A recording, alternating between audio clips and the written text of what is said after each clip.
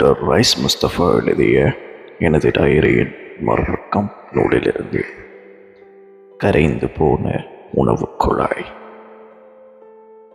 2003 June மாதம் 3ஆம் திகதி இரவு கொழும்பு லேடி ரிச்வே சிறுவர் வைத்தியசாலையின் அதிதீவிர சிகிச்சை பிரிவுக்கு அவிசாவளை வைத்தியசாலையிலிருந்து ஒரு அவசர தொலைபேசி அழைப்பு வந்தது.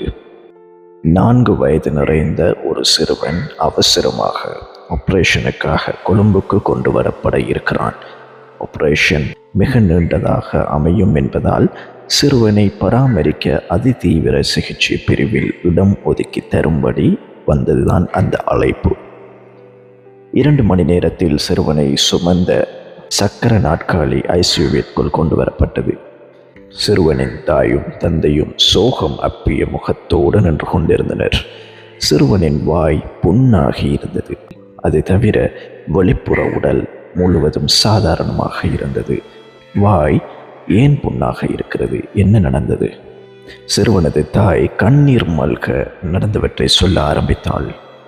டாக்டர், எனக்கு 2 குழந்தைகள்.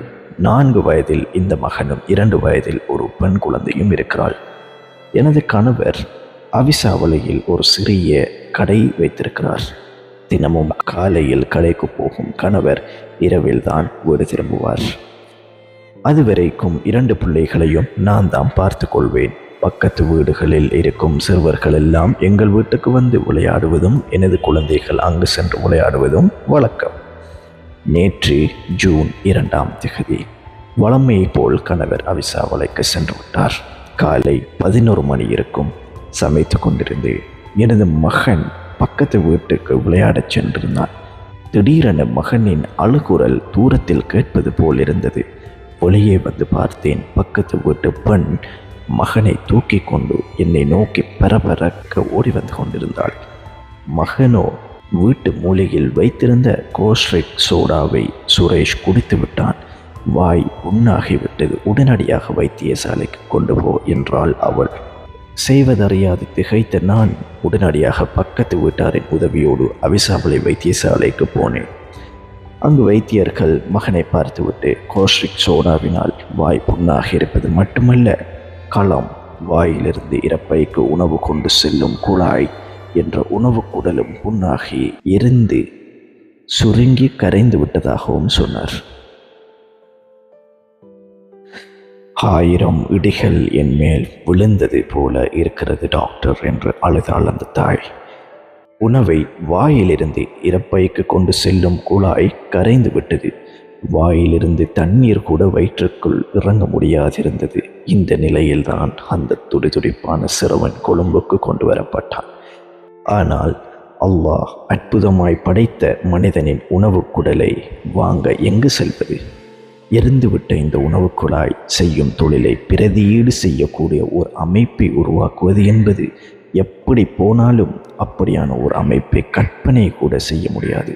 அல்லாஹ்வின் அற்புதமான இந்த படைப்பு அழிந்துவிட்ட நிலையில் என்ன செய்வது என்ற பெரும் பிரச்சனைக்கு நாங்கள் முகம் கொடுத்தோம். சிறுவனின் வாயிலிருந்து ஒரு சொட்டு நீர்தான் இறக்குவதற்கு வழி இல்லை. பாவம், 4 வயது நிறைந்த அந்த பையன் ஒரு சாக்லேட் பிரியன். நான் எப்படி எனது மகனுக்கு சாக்லேட் கொடுப்பேன் என்று சொல்லி அந்த தாய் அழுது கொண்டிருந்தது உள்ளத்தை உருக்கியது.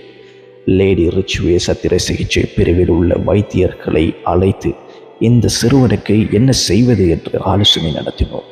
செயற்கையாக எந்த அமைப்பும் உணவு குடலின் தொழிலை செய்யாது என்பதில் 2 கருத்துக்கள் நிலவவில்லை. வித்தியாசமான தசை நார்கள், நாடி நரம்புகள், நாளங்கள் எல்லாம் ஒன்றாக பிணைந்த சுருங்கி விரியும் ஒரு அற்புதமான குழாய் அமைப்பே இந்த உணவு குடல். அல்லாஹ்வின் படைப்பில் அறிவுடையோருக்கு அத்தாட்சி இருக்கிறது என்ற குர்ஆனிய வசனம் எவ்வளவு உண்மை என்பதை சொல்லி காட்டும் பல படிப்புகளில் இந்த உணவு குடலும் ஒன்று. பல மணி நேரங்களாக பல விசேட வைத்திய நிபுணர்களின் ஆலோசனையின் பின் ஒரு தீர்மானத்துக்கு வந்தோம். அதாவது பெருங்குடலின் ஒரு துண்டை வெட்டி எடுத்து அதன் மூலம் தொண்டையையும் இறப்பையையும் இணைத்து விடுவது. இதனை சொல்வது இலகு, செய்வது பெரும் சிரமம். குடலில் இருக்கும் உடற்கலங்கள் போஷணையை பெற்றுக்கொள்ளவும் இரத்த ஓட்டம் அவசியம். நாடி நரம்புகள் இணைக்கப்பட வேண்டும். இரத்த ஓட்டம் கொடுக்கப்பட வேண்டும். இது இலகுவான தொடரும்.